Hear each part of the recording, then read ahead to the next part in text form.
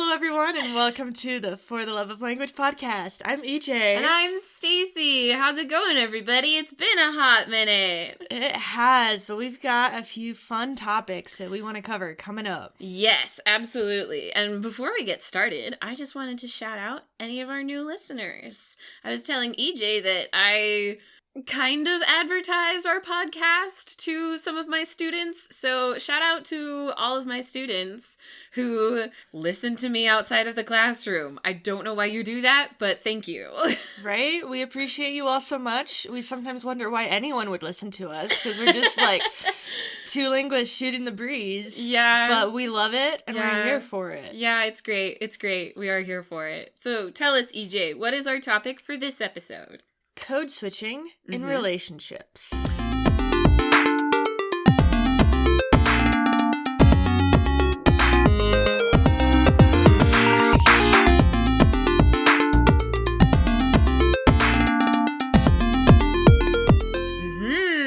Okay, tell us a little bit about, first let's talk about what code switching is. Absolutely. So code switching is when you switch between languages, but in a more frequent way than a lot of people would expect. So code switching can be like in a single sentence, you're switching between languages, or it could be like between sentences but in the same conversation.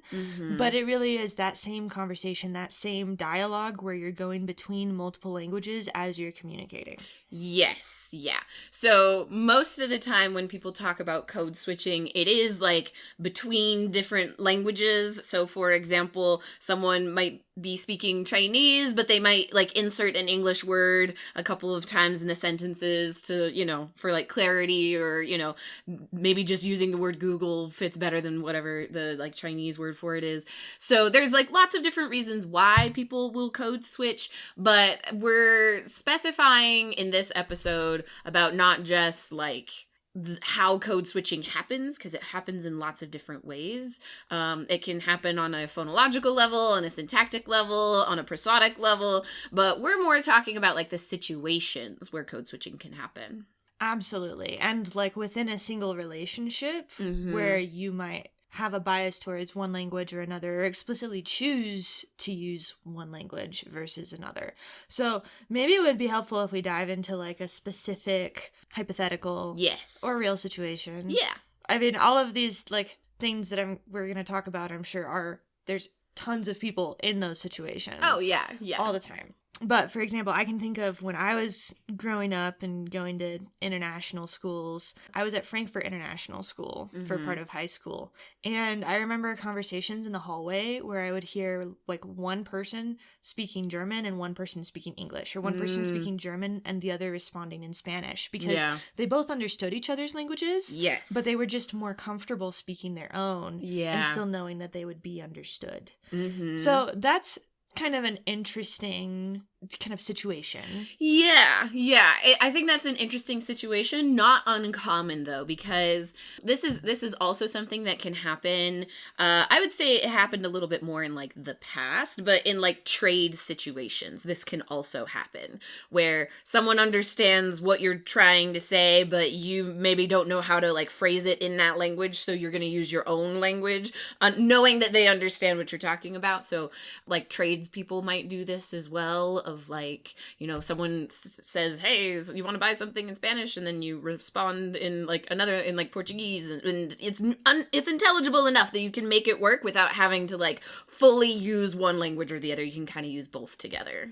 Right. And there's situations when this is like planned and explicitly decided, and then there's situations when this just happens. It kind of happens more than it's planned, I feel.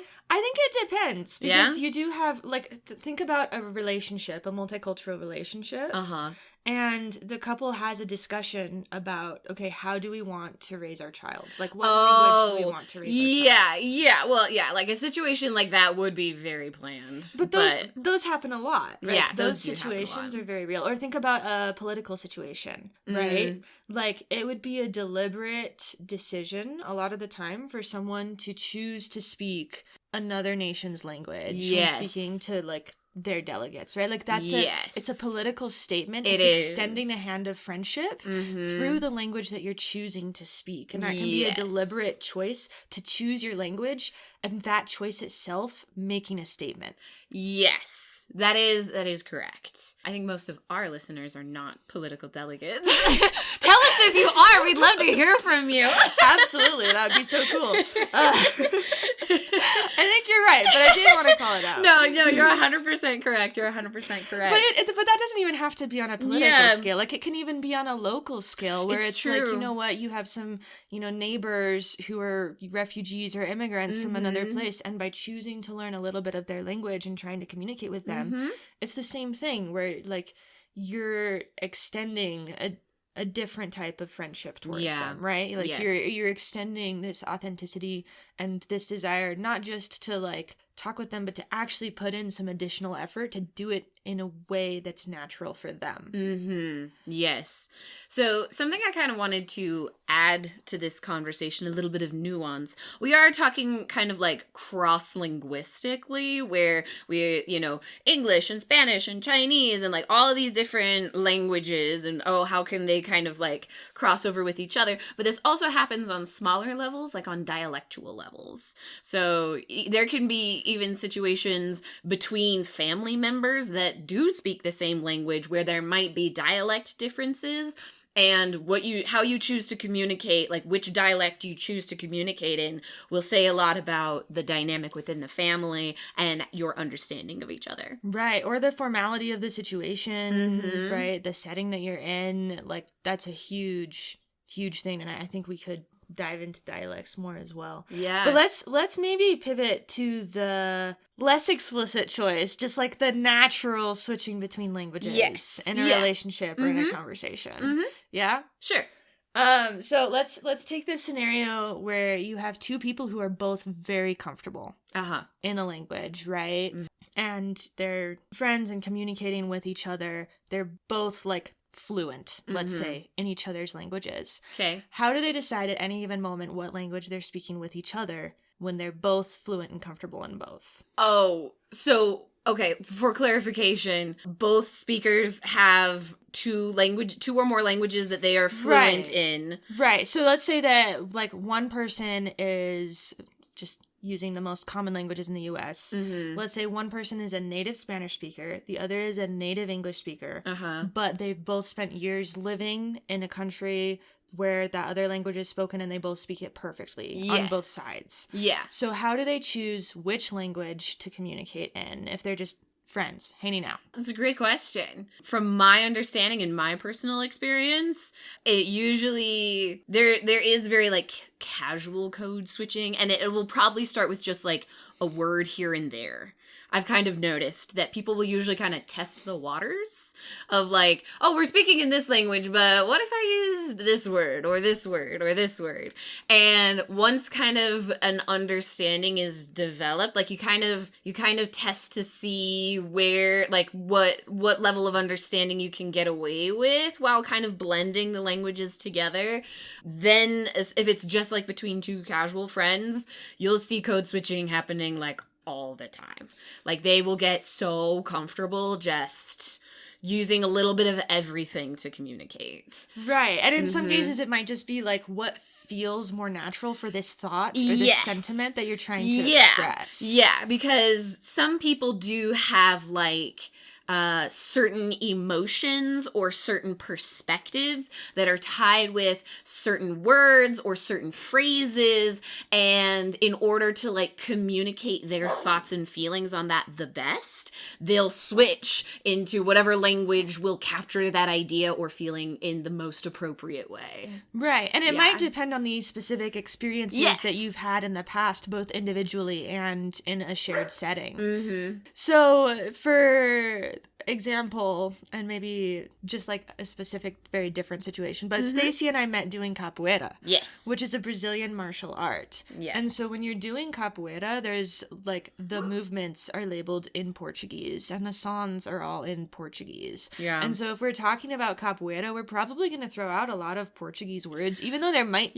be, like, if you're talking about songs, like, yes, that you could translate that into English. 100%. Yes. Like, yes, if you're talking about a roundhouse kick, you can say that in English. Yeah. But why would you when you're talking about capoeira? Yeah, it's within like a specific cultural context and things. But like even within that context, since there's like mutual understanding and a certain level of like knowledge about Portuguese, I would feel a lot more comfortable talking about sand and stars and beetles in Portuguese than I would in English in that situation. Like, it would feel weird for me to be like, this little beetle is really cool. Like, it feels more natural in that situation to talk about besouros and how besouro, like, pequeño besouro is, like, very cool, right? Like, you would switch into something that fits the scenario a little bit better. Right. And part of that is showing respect for the art that you're practicing, right? Because in a lot of martial arts, there's a push not just to learn how to kick something, but also to learn the culture and more about the people in the language where that martial art came from. Yeah. But it's not just that. It's also like the feelings that I'm trying to capture when I'm talking about like stars in the sky. It feels different in Portuguese than it does in English for me, because I have like very specific associations with like estrelas in Portuguese as opposed to stars in English. Like, there's a little bit more, like, it feels a little more spiritual, a little bit closer to like connecting with like the earth, or like more like cosmological phenomena. Like, it has a different feeling than even though it's the exact same word. Right. And like, that's a very real thing. Some people will try and minimize that of like, okay, estrela, star, it's the same thing. Like, why would there be any difference?